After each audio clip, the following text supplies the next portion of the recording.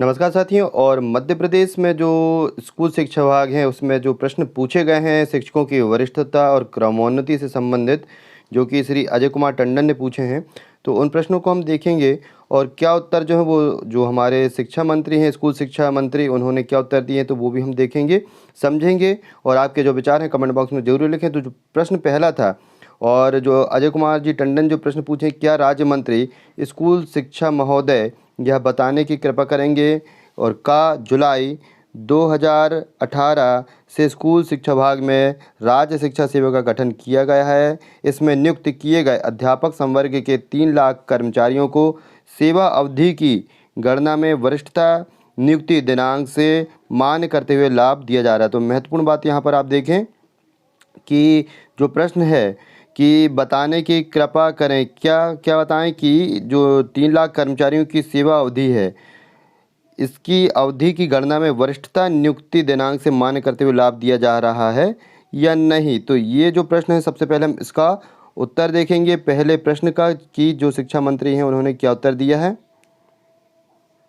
और यहाँ पर हम देख रहे हैं कि ये जो उत्तर जो दिया गया है यहाँ पर ये लिखा है कि मध्य प्रदेश राज्य स्कूल शिक्षा सेवा शैक्षणिक संवर्ग सेवा शर्तें एवं भर्ती नियम 2018 के अनुसार, तो ये जो भर्ती नियम 2018 के अनुसार है, नवीन संवर्ग में नियुक्त लोक सेवकों की वरिष्ठता इन नियमों के नियम 17 अनुसार प्रावधानित है। तो यहाँ पर लिखा है कि वरिष्ठता दी है, वरिष्ठता है, और किन नियमों के नियम 17 अनुसार प्रावधानित है। अब बहुत से शिक्षकों के मन में जो आ रहा है कि नियम 17 क्या है और कहाँ से प्रावधानित है, तो यहाँ पर ये लिख रहे हैं कि सेवा शर्तें एवं भर्ती नियम 2018 के अनुसार। तो भर्ती नियम 2018 के अनुसार नवीन संवर्ग में नियुक्त लोक सेवकों की वरिष्ठता इन नियमों के नियम 17 के अनुसार प्रावधान है। तो हम ये जो भर्ती नियम 2018 है इसके आदेश को भी हम देख लेते हैं और उसका नियम 17 क्या है वो भी हम देखते हैं। और अब हम यहाँ पर ये जो मध्य प्रदेश शासन स्कूल शिक्षा मंत्रालय वल्लभ भवन का जो आदेश है, और इस आदेश के तहत हम यहाँ पर देखेंगे कि ये आप देखें, विषय है मध्य प्रदेश राज्य स्कूल शिक्षा विभाग सेवा शर्तें भर्ती नियम 2018 के अंतर्गत अध्यापक संवर्ग की स्कूल शिक्षा विभाग में सुसंगत पदों पर नियुक्ति उपरांत सेवा शर्तों के संबंध में। तो ये जो आदेश है इसे हम देख लेते हैं, भर्ती आदेश जो है 2018 का, और इसका हमें नियम 17 देखना है। तो आप यहाँ पर देखें नियम 1, 2, उसके बाद यहाँ पर आप देख सकते हैं यहाँ पर 2.1, 2.3, 4, 2.5, 2.6, 2.7, 2.8, 2.9, 10, 11, 12, 13, 14, 15। तो यहाँ पर आप देख सकते हैं कि ये 2.15 तक के यहाँ पर दिया हुआ, और जो उलझाने वाली बात है वो केवल यहीं पर ये 2.15 में जो बात दी है कि पदोन्नति क्रमोन्नति समयमान के प्रयोजन के लिए पूर्व में अध्यापक संवर्ग में की गई सेवा अवधि का लाभ अधिकतम 10 वर्ष तक का निम्नांकित पैरा 3 के अनुसार प्राप्त होगा। तो जो उलझाने वाली बात है वो केवल इस 2.15 में लिखी हुई है कि जो अधिकतम 10 वर्ष का निम्नांकित पैरा 3 के अनुसार प्राप्त होगा। अब यहाँ पर जो इनने बात की है,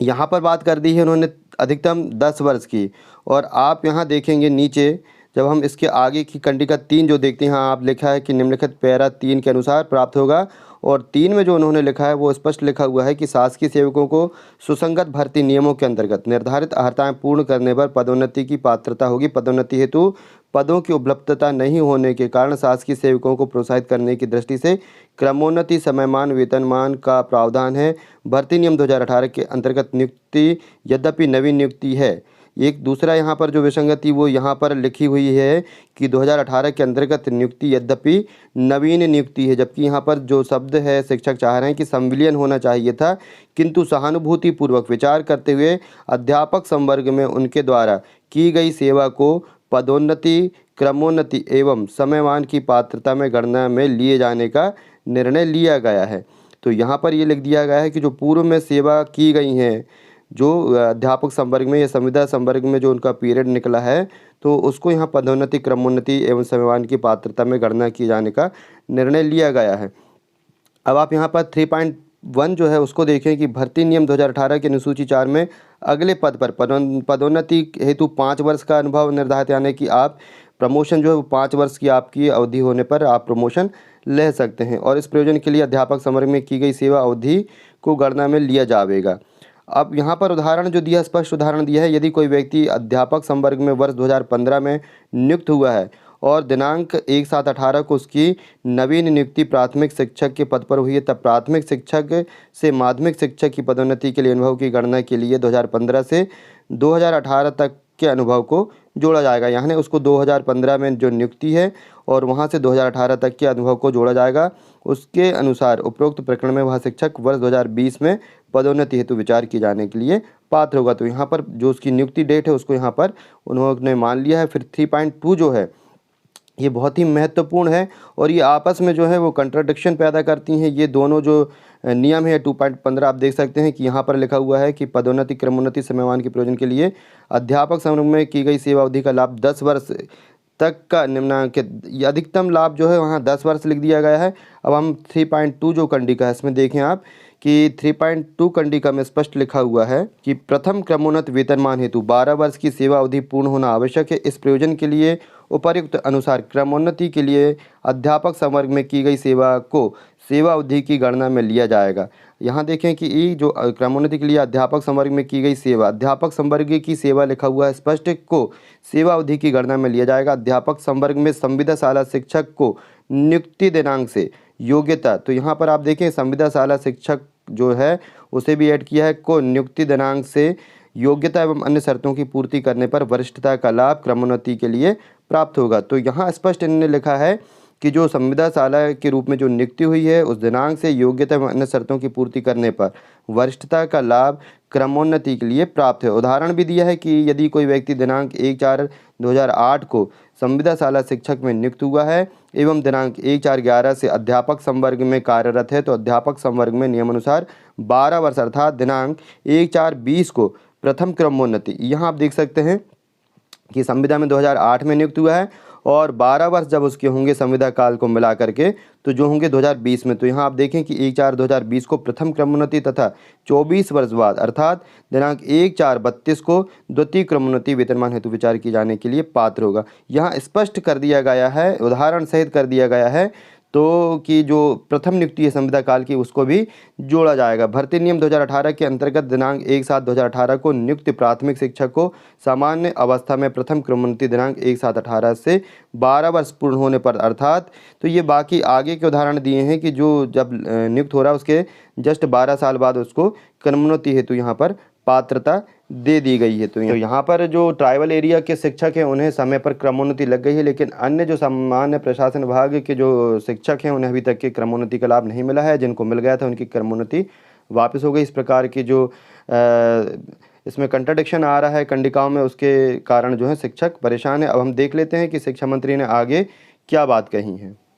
अब हम यहाँ प्रश्न ख देखेंगे, क्या शिक्षा कर्मियों और संविदा शाला शिक्षकों को 2007 में अध्यापक संवर्ग का गठन किया गया था तो उनकी सेवाओं को निरंतरता में मान्य करते हुए क्रमोन्नति पदोन्नति वरिष्ठता हेतु सेवा अवधि की गणना नियुक्ति दिनांक से मान्य की गई। तो प्रश्न खा जब हम देखते हैं कि क्या शिक्षा कर्मियों और संविदा शाला शिक्षकों को 2007 में जब अध्यापक संवर्ग का गठन हुआ था तो उनकी सेवाओं को जो पुराना कार्य उनका कर चुके थे उसको निरंतरता में मान्य करते हुए क्रमोन्नति पदोन्नति वरिष्ठता हेतु सेवा अवधि की गणना नियुक्ति दिनांक से मान्य की गई। तो बिल्कुल हाँ, ऐसा हुआ था उस समय। और जो मंत्री जी ने यहाँ पर जो कहा है, प्रश्न खा का उत्तर जो दिया है उन्होंने, तो ये आप देख सकते हैं कि यहाँ पर खा का जो उत्तर दिया है उन्होंने भी जी हाँ में इसको उत्तर दिया है कि ये जी हाँ। इसके बाद हम प्रश्न गा देखेंगे। प्रश्न गा है कि क्या, यहाँ पर ये देखें कि क्या नवीन संवर्ग में वरिष्ठता नियुक्ति दिनांक से मान्य न करने से इन लोगों को क्रमोन्नति ग्रेजुटी आदि नुकसान हो रहे हैं। आप देखें कि वरिष्ठता नियुक्ति दिनांक से मान्य न करने से इन लोगों को क्रमोन्नति ग्रेजुटी आदि नुकसान हो रहे हैं तथा भविष्य में सेवानिवृत्ति पर कई प्रकार के नुकसान होंगे। इस नुकसान का जिम्मेदार कौन होगा। तो प्रश्न गा का उत्तर हम देखते हैं कि मंत्री जी ने क्या दिया है।